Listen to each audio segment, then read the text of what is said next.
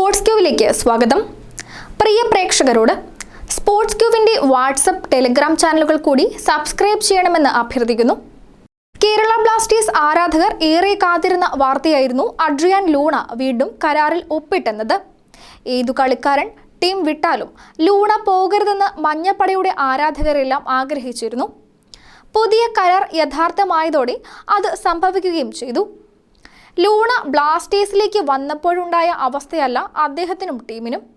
ഇത്തവണ കരാർ ഒപ്പിടാൻ ലൂണ മുന്നോട്ട് വച്ച നിബന്ധനകൾ അംഗീകരിക്കാൻ ക്ലബ്ബ് മാനേജ്മെന്റിനെ പ്രേരിപ്പിച്ച ഘടകവും ലൂണയുടെ കളി മികവും ആരാധക പിന്തുണയും തന്നെ.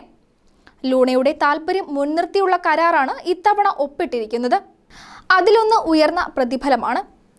ടീമിൽ പ്രതിഫല കാര്യത്തിൽ രണ്ടാമതുള്ള താരത്തേക്കാൾ 30% ലൂണയ്ക്ക് ലഭിക്കും. ഇനി വേറൊരു താരത്തെ ലൂണയ്ക്ക് കിട്ടുന്നതിലും കൂടുതൽ പ്രതിഫലത്തിൽ ടീമിൽ എത്തിച്ചാൽ ലൂണയുടെ പ്രതിഫലം ഓട്ടോമാറ്റിക്കായി കൂടും.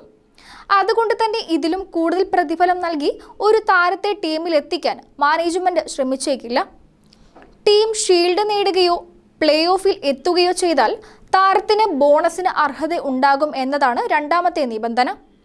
FC ഗോവയുടെയും മുംബൈ സിറ്റി FCയുടെയും വലിയ ഓഫറുകൾ വേണ്ടെന്ന് വെച്ചിട്ടാണ് താരം ബ്ലാസ്റ്റേഴ്സിൽ തന്നെ നിൽക്കാൻ തീരുമാനിച്ചത്. ബ്ലാസ്റ്റേഴ്സ് നൽകിയ കരാറിനേക്കാൾ വലിയ പ്രതിഫലവും കൂടുതൽ സൗകര്യങ്ങളും വേണ്ടെന്ന് വെക്കാൻ ലൂണയെ പ്രേരിപ്പിച്ചതും ടീമുമായുള്ള ഇഴുകിച്ചേരൽ തന്നെയാണ്. ബ്ലാസ്റ്റേഴ്സിൽ തന്നെ നിൽക്കുകയാണ് നല്ലതെന്ന മുൻ കോച്ച് ഇവാൻ വുക്കോമനോവിച്ചിന്റെ വാക്കുകളും ലൂണയെ ഇവിടെ പിടിച്ചു നിർത്തുന്നതിൽ നിർണായകമായി. അടുത്ത സീസണിലും ലൂണ തന്നെയാകും ടീമിനെ നയിക്കുക.